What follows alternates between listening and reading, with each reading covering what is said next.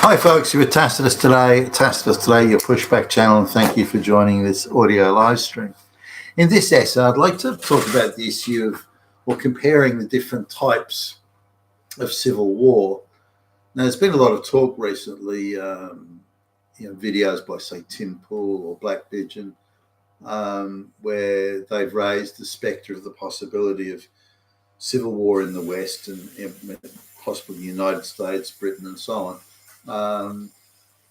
What might that look like? And Black Pigeon did one recently, but others have sort of looked at civil wars in various more recent civil wars in various places. The default position is to say, look at the American Civil War, but to what extent that applies now is difficult to say. Will a civil war involve armies in uniforms forming a front line and finding battlegrounds and blasting, blasting it away at each other?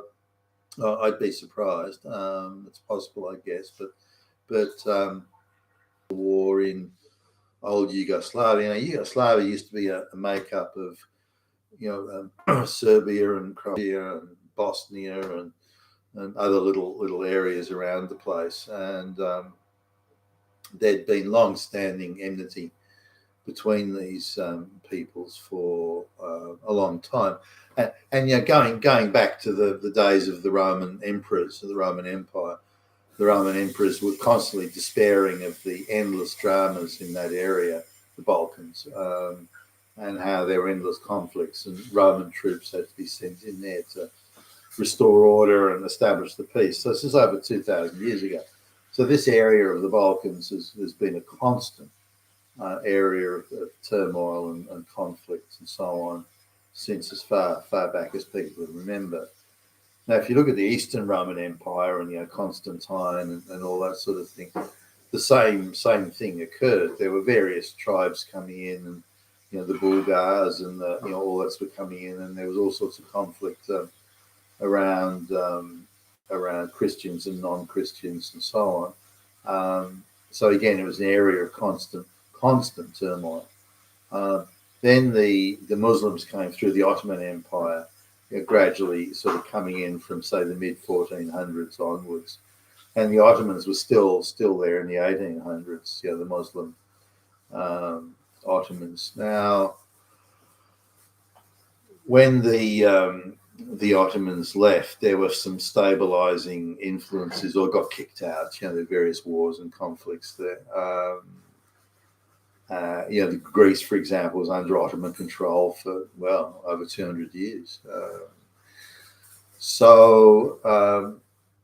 The area that later became Yugoslavia after World War One, that area again was one of constant turmoil and constant bickering and warfare after the Ottomans left. There was some sort of efforts of stabilization. The Austro-Hungarian Empire at the time was very concerned about just how fractious that part of the Balkans was, and they wanted to establish control over it so they could sort of keep the peace and move troops to the area and all these sort of things, because they believed it to be just a permanent tinderbox waiting to erupt. And this is in 1914. So then at the end of World War One, the state of Yugoslavia was created again, which was a combination of, I think, four or five different areas. The main ones being Serbia and Croatia and so on. So there were many nationalities within this area of Yugoslavia, and it seemed to sort of kind of hold together between 1919 and 19 when the Second World War kicked off. It wasn't a happy arrangement necessarily, but it sort of seemed to hang together but then after World War II and the communists sort of were involved, it devolved into drama again until a strong man appeared, Joseph Broz, or Marshal Tito as he was also known, and he using, the Serbians were the dominant ones, but he used the force of the state to keep a lid on the conflict and the simmering conflicts that again existed for thousands of years. The amount of sort of social trust between these groups was zero. They resented, and the only reason they tolerated, if you could call it that, tolerated the other guys is the iron control that Marshal Tito exercised over them. But when he died and Yugoslavia, the state, disintegrated, then it turned into this warfare that effectively was the wars that, civil war as it was called, but these were different states anyway that had been amalgamated quite unreasonably into a greater sort of state of Yugoslavia. But they the Croatia, Bosnia, they all wanted to be independent. And these simmering tensions boiled over the resentments of the recent decades, but really conflicts going back thousands of years, a bit like the Palestine-Israel thing. It's been going on for a long time, and this was just another episode of, again, that long line. Black Pigeon did quite a good video account, and there's various accounts around of people who were involved in that. It was called a civil war. I'm not actually sure I'd really call it that, but given the previous state of Yugoslavia had included all these different areas, it was classified as a civil war. And when there's a complete breakdown in governmental control and roaming bands of goons are sort of out to steal and take whatever they can, kill whoever gets in their way, and that sort of thing, it's a very, very different world. But the thing was, there was no social trust to begin with.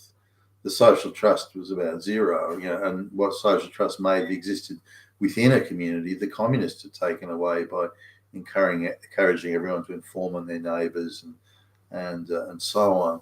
So the amount of social trust between the groups and within the groups was about zero, and this was reflected in the type of civil war, the type of fallout that came from this conflict. The Muslims had never trusted the Christians and vice versa, and whoever had the most guns would try and eradicate the other, and it was an unpleasant sort of situation in the extreme. But a survival sort of kit would exist. For example, if you could repair bicycles, then you had a skill that everybody wanted, because bicycles were still around. A motor vehicle needed petrol or gasoline, so they were out. But a bicycle was a prized possession, and if you could repair bicycles, then you were, you had sort of serious, wider value. That nobody wanted to kill you because you had an expertise that everybody could use. The same could go for doctors, people who had first aid, or anyone that had a sort of a universally applicable capability. They sort of kind of did all right. Other people, nurses or something, other people who had no particular capability, then they were sort of irrelevant to day-to-day survival. But people would default to survival type mentality, and if that meant killing other people, casually doing it, they may be a threat, so I might kill them. I'll kill them, that sort of thing. And that was widespread in these places. And there are various things that were, money had no value. You could trade. So, for example, if you had you had a secret stash of cigarette lighters. Cigarette lighters were huge. They were of huge value. Flame, you can create a fire, and so and things like batteries and things like that were considered to be of universal value, that you could trade for anything, and access to food, obviously. But there was but if you had cigarette lighters, no matter where you were, who you were dealing with, you could always trade a cigarette lighter for a meal that day. So now survival is a relative thing, and this is something that struck me when I first started traveling from Australia to third world countries. So now, whether you're going to places like Indonesia or even Malaysia at the time and so on, the mentality of the people is they're trying to survive each day. The idea that they want to buy a nice house or have a boat or have a nice car, no, their survival is their first priority. Now, if after that's dealt with, they can consider other things. But so coming from a first world country like Australia, where survival, well, certainly in my case, wasn't an issue, and I come to a third world country where survival is very much an issue. Not with the elites, they're rich, but as soon as you get past the elites, even to the mid-range engineers or technicians or people like that, then they're living in these terrible shanty towns and living on rivers that are just open sewers and all that sort of stuff. So survivals are different, and how they behave and interact with you has that survival thing in mind. So as I was going through these third world countries and seeing how they didn't, there was very little social trust or hardly any, and way less than in Australia or a first world country. And so when riots or things broke out, the amount of savagery was quite remarkable. All that pent up anger and that survival instinct kicked in, and the savagery was just beyond the pale. And I hadn't seen, you see them in movies or something, but I hadn't seen it up close before. And when one time I had to walk, there was some sort of traffic jam and I couldn't get the taxi, but it wasn't that far that I had to walk to the meeting. So I just thought, no, I'll walk there. It's only a couple of kilometres, and so I started. When I walked over a bridge across one of the rivers in this third world shithole, and you see just dead animals, dead people, dead everything just floating down the fucking river, and no one seems to notice it. And the sort of savagery that the people engage in is something that you can't comprehend in a first world country. There are handicapped people with hardly any legs, where the feet just come straight out of their hips and this sort of stuff. And they have dogs, and they hack the back legs of the dogs off. So the dogs have to crawl on two legs, and it's unbelievable stuff. You can't look at those things and not be affected by them. But this is the survival level that they were existing in, and the savagery was in any sort of conflict or any outbreak. The savagery is related to the I think the lack of the non-existence of social trust, but that closeness to survival. Now there can be other, if you look at, say, the French Revolution as a case in point, or the communist revolutions, there can be, quite aside from survival, there can be an ideological divide where you believe that the other people, what they believe in, or if they don't share your views, what they believe in is so unforgivable that they all have to die. And you see this in the communist revolutions, where you don't believe in the equity of black lesbians. Well, I'm going to kill you if you haven't, that sort of thing.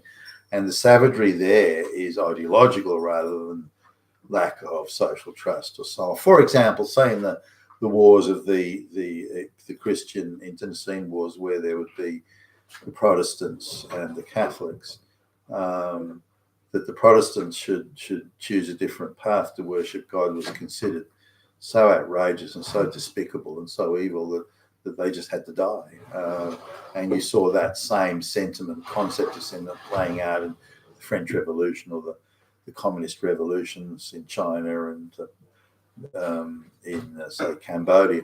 Pol Pot, if you don't agree with, and you're able to, you have a certain level of intelligence or education, if you don't agree with the communist theory, they'll kill you, and without a second's thought, and you'll be savagely cut to pieces and treated with such brutality that it's hard to comprehend how these things could happen. And I think that's where we are in the West today. It's an ideological difference. The savagery would be the same. The idea that, for example, we see it now in our legal system. Look at the way they went after the January 6th grannies. Granny wandering around, looking at it, is chased down with ruthless vigor by the authorities, the Biden goon-controlled authorities. I mean, what? I mean, are you kidding me? People put in solitary confinement for months. They can get judges easily to say, we're just throwing you in prison without due legal process. Who cares? And so on. That these sort of things would happen in a first world country, a rule of law society, already indicates that we're already sliding towards that civil war situation. Now, whether it'll play out again with armies or whether it'll be sinister backroom assassinations by the many thousands or how that will play out precisely, I don't think it'll be like a Bosnia or something like that type scenario possible, but I doubt it. The divide here is ideological. There's the brainwashed and the non-brainwashed, and the day of reckoning has to come, whether it comes through civil war or a reinstitution of proper meritorious standards in all areas, whether it be education, the rule of law, or due legal process. I've spoken to prosecutors, ideological fanatical prosecutors, who say it's quite acceptable if innocent men get sent to prison, falsely accused of rape, if innocent men get sent to prison, because all men are fascist Nazi rapists anyway. So, who cares? So that the innocent go to prison is a price well worth paying. And you saw this attitude, say, with the communist ideological fanatics.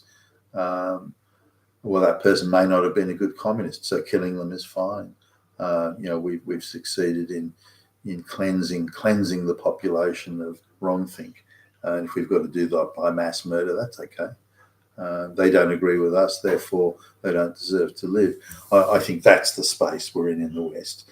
And there are people, many of them out there, that would, for example, happily assassinate political figures, the president, for goodness sakes, or other political figures and judges and so on. You don't agree with us, and we will kill you. And that sentiment has increased, I think, out of all proportion to any of the realities these people are facing. They've been ginned up through schools and colleges and professional agitators and so on.